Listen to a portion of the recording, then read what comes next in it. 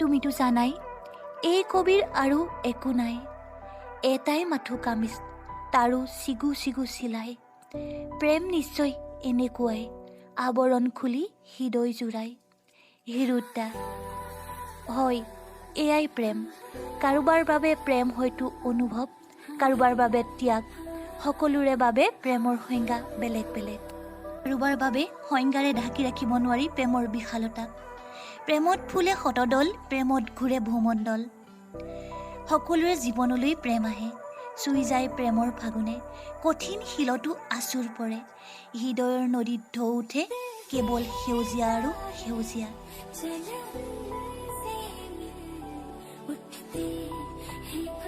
হয়, আজিও আপোনালোকৰ মাজলৈ মই এটা প্ৰেম কাহিনী লৈ আহিছোঁ আৰু মোলৈ এই প্ৰেম কাহিনীটো লিখি পঠাইছে প্ৰিয়ংকাই। আহকচোন প্ৰিয়ংকা আৰু বেদবল্লভৰ প্ৰেম কাহিনীটো আমি শুনিবলৈ আৰম্ভ কৰোঁ। আমাৰ লাভ ষ্টৰী। সুদীৰ্ঘ 15 বছৰৰ আগতেই আমাৰ সপোন যেন লগা প্ৰেমৰ অনুভূতিৰে খেলা খেলিছিল দুয়োৰে হৃদয়ত। তেতিয়া পখিলা খেদা বয়সত ভৰি দিছিলোঁহে মাত্ৰ। ক'ৰ পৰা যে আৰম্ভ কৰোঁ আমাৰ প্ৰেম কাহিনীটো। আমাৰ 14 বছৰীয়া প্ৰেমৰ মাজত আছে অলেখ কাহিনী। সেয়ে আপোনালোকক মোৰ প্ৰেম কাহিনীটো শুনাবলৈ বহুত মন গ'ল। মই প্ৰিয়ংকা আৰু মোৰ স্বামীৰ নাম হৈছে বেদবল্লভ। বৰ্তমান যিয়ে মোৰ স্বামী। শৈশৱতে আৰম্ভ হোৱা আমাৰ প্ৰেমে পূৰ্ণতা লাভ কৰিলে 2020 চনৰ 14 জুনত। মই তেতিয়া ক্লাছ 6ত পঢ়ি আছিলোঁ। চনটো আছিল 2006। আমাৰ স্কুলত ল'ৰা ছোৱালীবিলাকৰ ছেকশ্যন বেলেগ বেলেগ আছিল, সেইবাবে ছোৱালীৰ লগতে বন্ধুত্ব বেছি আছিল। আমাৰ ছমহীয়া পৰীক্ষাৰ পাছত কি হ'ল নাজানো, মোৰ লগৰ ল'ৰা ছোৱালীবিলাকে মোক এজন ল'ৰাৰ লগত বৰ জোকাৰিবলৈ আৰম্ভ কৰি দিলে। তেতিয়া যিহেতু মই যথেষ্ট সৰু আছিলোঁ, প্ৰেম ভালপোৱাৰ অৰ্থ বুজাই নাছিলোঁ। কেইদিনমানৰ পাছত মই গম পালোঁ যে ল'ৰাজনকো মোৰ নাম লৈ সকলোৱে জোকায়। মোক তেওঁৰ নাম লৈ বেদবল্লভ বুলি জোকায় আৰু তেওঁকো মোৰ নাম লৈ প্ৰিয়ংকা বুলি জোকায়। তেতিয়ালৈকে কিন্তু ল'ৰাজনক মই ভালকৈ চিনিয়েই নাপাওঁ। একে ক্লাছৰ যদিও, কিয়নো আমাৰ যে ছেকশ্যনবিলাক বেলেগ বেলেগ আছিল, সেইকাৰণে আমি দেখাই নাছিলোঁ ইজনে সিজনক। এদিন মোৰ বান্ধৱী পলিয়ে তেওঁক দেখাই ক'লে, ঐ তোক যে জোকাই বেদবল্লভ হয়তোৱে চা, আৰু তই জাননে নাজান তেওঁ আমাৰ ভাগৱতী ছাৰৰ ল'ৰা আকৌ। ভাগৱতী ছাৰ হ'ল আমাৰ বিদ্যালয়ৰ এজন শিক্ষক। পলিয়ে ল'ৰাটো দেখাই দিলে হয়, কিন্তু মোৰ মনলৈ হ'লে একো অনুভৱ অহা নাছিল, কাৰণ সেই সময়ত ভালপোৱাৰ অৰ্থই মই জনা নাছিলোঁ। কিন্তু লগৰবোৰে আমাক বেছিকৈহে জোকোৱা আৰম্ভ কৰি দিলে। এনেকৈ আমি ক্লাছ 6ৰ পৰা 7 পালোঁগৈ।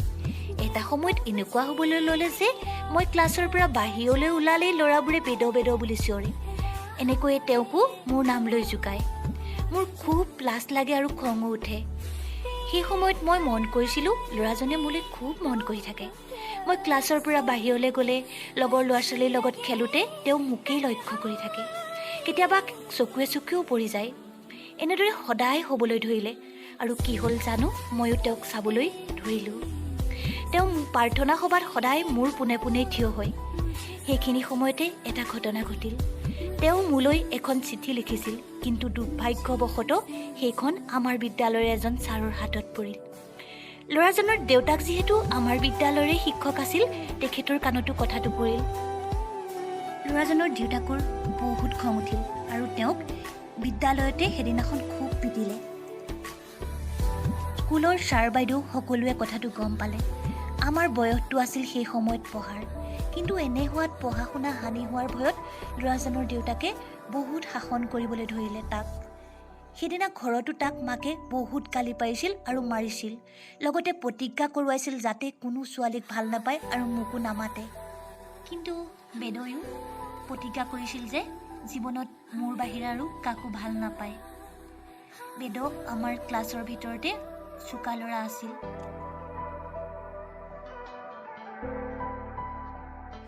আপোনালোকে শুনি আছে মণিমালা কলিতা চেনেলৰ পৰা বেদবল্লভ আৰু প্ৰিয়ংকাৰ প্ৰেম কাহিনী। বেদবল্লভ আৰু প্ৰিয়ংকাৰ প্ৰেম কাহিনীয়ে আগলৈ কি গতি লৈছে, কি মূৰ লৈছে। বেদক বাৰু ঘৰত মাক দেউতাকে শাসনৰ মাজত প্ৰিয়ংকাক ভাল নোপোৱাকৈ ৰাখিব পাৰিলেনে? প্ৰেমক জানো এনেকৈ বাধা দি ৰাখিব পাৰে? এখন নদীক যেনেকৈ বাধা দিব নোৱাৰে বৈ যোৱাৰ পৰা, তেনেকৈ প্ৰেমকো কোনেও বাধা দিব নোৱাৰে। আপোনালোকে প্ৰিয়ংকা আৰু বেদবল্লভৰ প্ৰেম কাহিনীটোৰ দ্বিতীয় খণ্ডটো শুনিবলৈ আগ্ৰহীনে? মই আপোনালোকৰ সন্মুখলৈ কাইলৈকে প্ৰিয়ংকা আৰু বেদবল্লভৰ দ্বিতীয় খণ্ডটো লৈ আহিম।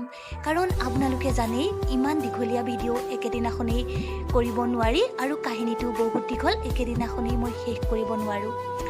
আপোনালোকৰ এনেকুৱা প্ৰেম কাহিনীবিলাক মই মোৰ চেনেলত প্ৰচাৰ কৰিব বিচাৰোঁ। আপোনালোকেও আগ্ৰহ কৰিলে আপোনালোকৰ প্ৰেম কাহিনীবিলাক মোক দিব পাৰে আৰু আপোনালোকৰ প্ৰেম কাহিনী মই এনেকৈ প্ৰচাৰ কৰিম। আপোনালোকে বাৰু মোৰ কাহিনীবিলাক কেনেকুৱা পাইছে জনাবলৈ নাপাহৰিব। আৰু মই ভিডিঅ'টো আজিলৈ ইমানতে সামৰণি মাৰিছোঁ। মোৰ ভিডিঅ'ত যদি কিবা ভুল ভ্ৰান্তি পায় আপোনালোকে আঙুলিয়াই দিব। ধন্যবাদ।